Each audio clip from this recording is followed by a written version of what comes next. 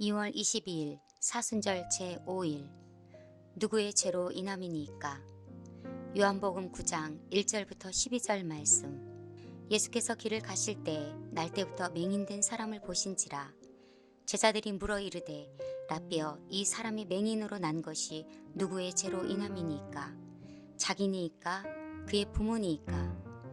예수께서 대답하시되 이 사람이나 그 부모의 죄로 인한 것이 아니라 그에게서 하나님 하시는 일을 나타내고자 하심이라. 때가 아직 낮음에 나를 보내신 이의 일을 우리가 하여야 하리라. 밤이 오리니 그땐 아무도 일할 수 없느니라. 내가 세상에 있는 동안에는 세상의 빛이로라. 이 말씀을 하시고 땅에 침을 뱉어 진흙을 이겨 그의 눈에 바르시고 이르시되 실로암 못에 가서 씻으라 하시니, 실로암은 번역하면 보냄을 받았다는 뜻이라. 이에 가서 씻고 밝은 눈으로 왔더라. 이웃 사람들과 전에 그가 거리는 것을 보았던 사람들이 이르되 이는 앉아서 구걸하던 자가 아니냐.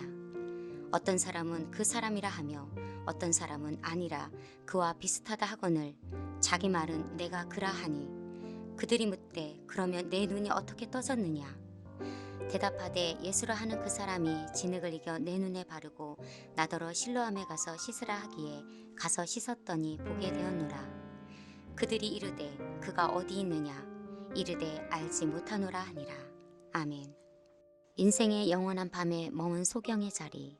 그 어두움의 아픔을 바라보며 사람들이 던지는 질문이 누구의 죄로 인함이니까 였습니다. 제자들의 관심은 빛이 없는 인생을 살고 있는 이 소경이 누구의 죄로 이런 불행한 삶을 살게 되었느냐에 있었습니다. 그들은 이 사람이 하나님 앞에 어떤 큰 죄를 지었기 때문에 이런 어둠 속에서 살아야 했는지가 궁금했습니다. 만일 이 사람이 죄가 없다면 분명 부모의 죄 때문일 것이라고 생각했습니다. 이처럼 제자들의 관심은 사람이 지은 죄에 있었습니다.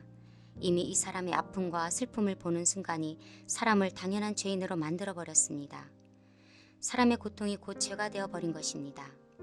그러나 예수님의 관심은 인생의 영원한 밤에 머물러 있는 이 가엾고 불쌍한 사람을 위해 행하시는 하나님의 일에 있었습니다. 그래서 제자들이 맹인된 사람이 도대체 누구의 죄로 인해 이런 불행한 일을 당했느냐고 예수님께 질문했을 때 예수님은 그의 인생의 영원한 밤에 머문 소경이 된 사람을 위해 하나님이 하시는 일에 대해 말씀해 주셨습니다. 이 사람이 맹인으로 난 것은 누구의 죄로 인함이 아니라 그에게서 하나님이 하시는 일을 나타내고자 하심이다. 예수님은 이 사람의 슬픔과 고통의 어둠을 보는 순간 이 사람을 덮고 있는 어둠의 빛이 되어주셔서 어둠을 몰아내고 계셨습니다. 그리고 땅에 침을 뱉어 진흙을 이겨 그의 눈에 바르시고 실로암 못에 가서 씻으라고 하셨습니다.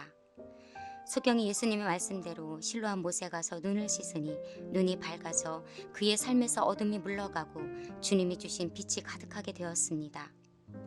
예수님께서는 제자들에게 그리고 우리에게 하나님의 일을 해야 한다고 말씀하십니다.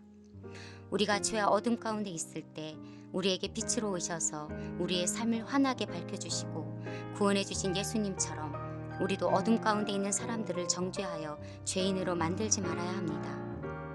그리고 인생의 밤에 머물러 있는 사람들에게 빛이 되어주시기 원하시는 예수님, 그들을 위해 십자가에서 자신의 보혈을 흘리셔서 그들의 모든 죄를 씻으시고 그들을 덮고 있던 모든 어둠을 몰아내신 예수님을 나타내고 전해야 하겠습니다. 오늘의 기도. 주님, 제 인생의 죄와 어둠을 물리쳐 주시고 영원한 생명을 주신 예수님을 담대히 전할 수 있는 용기와 지혜를 주옵소서. 아멘.